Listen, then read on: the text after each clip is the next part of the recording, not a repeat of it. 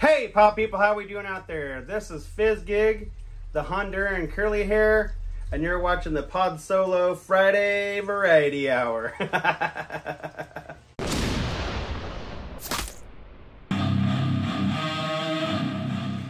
Hey pop people, so happy Friday once again, and we got Fizzgig with us today. Fizzgig's getting finally big enough to really get handled quite a bit, so that's pretty cool. So today, we're going to do a little bit different video. I've been doing a little bit of filming on plant propagation. So, we're going to watch a few crazy cuts of plant propagation and see if I can make it into a video. So yeah, stick around if you're into plant propagation for your terrariums, so you can kind of keep looping your own stuff and using your own plants and your own terrariums and kind of cut down on costs of buying new plants all the time. So if that's something you're interested in, make sure you stick around for these little clips. And if you like stuff like this, definitely hit the comment section below and let us know this is some kind of content that you're into, and I'll keep doing stuff like this. So we'll see you on the back side of this video. So some things like, for instance, this Philodendron monstera right here, you can kind of tell where you can take a clipping right here. You see this root node coming out right here.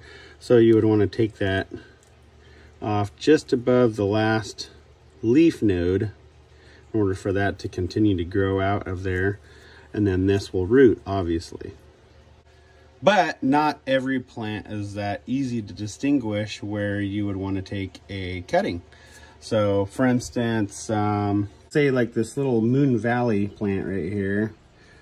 Obviously this is an aquarium I can't really get my camera into super well, but you can see how basically just with being inside of this moist, humid environment, you can see right here we have roots already growing on the stalk. So literally you can just cut that off above these leaf nodes right here and just maybe stick that in some moist sphagnum moss for a little bit to get a little bit more root establishment, and then you can just put it right in dirt and that will just take off, and eventually it'll send out new little nodes coming out above these leaf nodes here, and that can create new tops, all sorts of stuff. So that's something with this type of plant.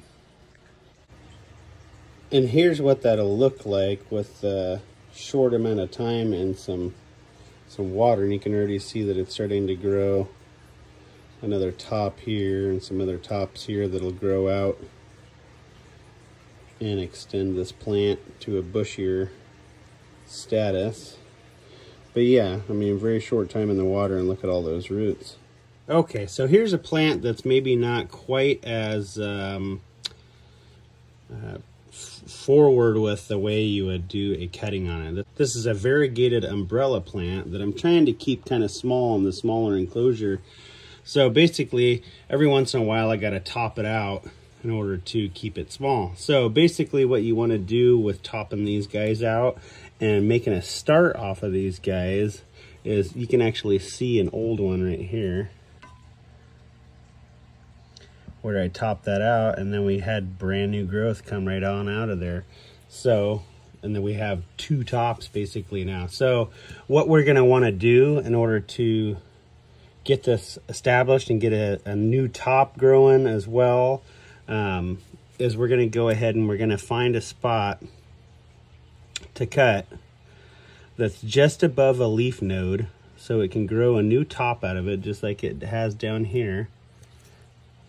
See if we can get in here, just like it has down here. And what you're going to want to do is you're going to want to cut it with a little bit of space, because there's going to be a little bit of die off in that stalk. So we're going to cut it here, and we're going to take that out.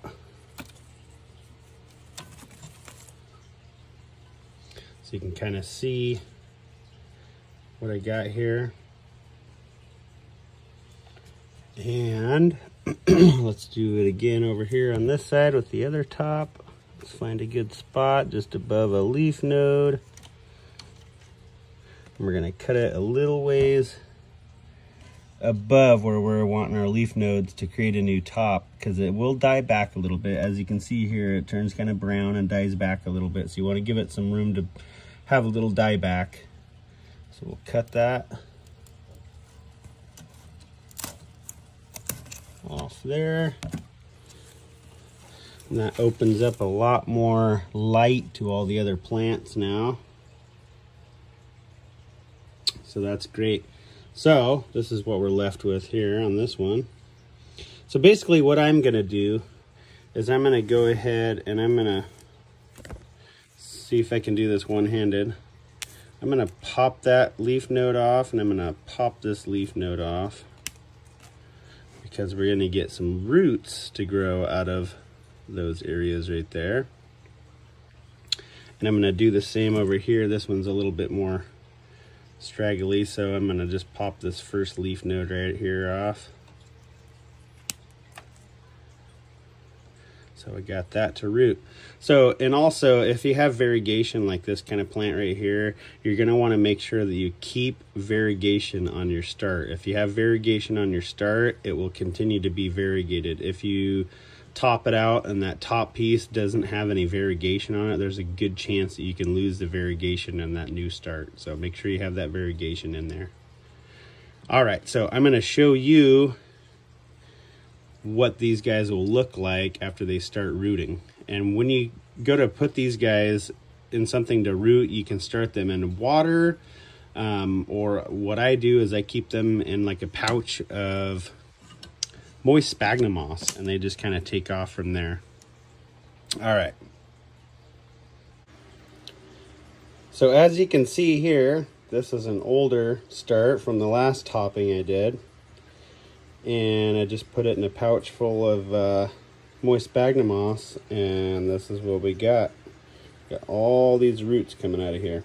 Let's see if we can separate some of this moss out and get to the stalk and the roots. And then after this video, I'm actually gonna plant this in some soil and get this guy off and running.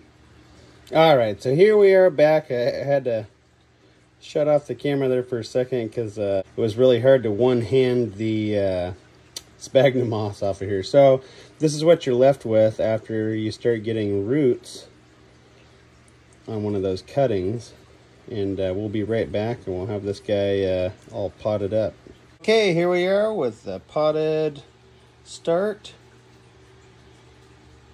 And this is start to root to pot was about 2 to 3 months, I would say, for all the roots to get going good enough in order to be established for dirt.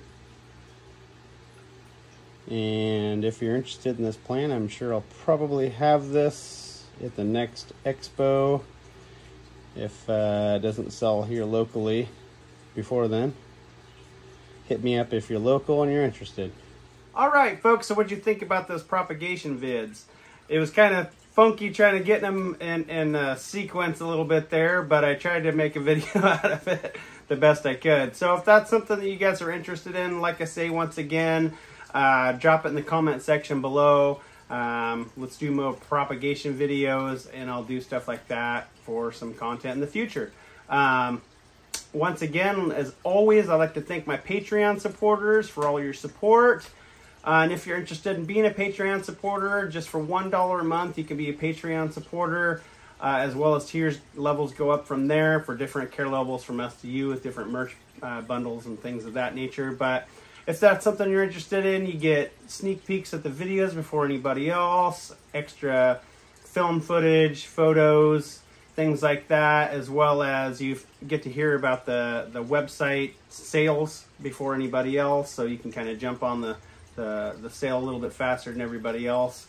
So if that's something you're interested in, make sure you check out our Patreon. And as always, check us out on Facebook, Instagram, YouTube, and check out our Teespring for merch designs if you're interested in isopod merch, jumping spiders, things of that nature. I'm hoping to do maybe a dart frog one at some point, and maybe a tarantula one at some point. So if that's something you're interested in, also drop that in the comment section below and I'll get going on that a little bit faster. So, as always, Patreon supporters, FizzGig, take us out.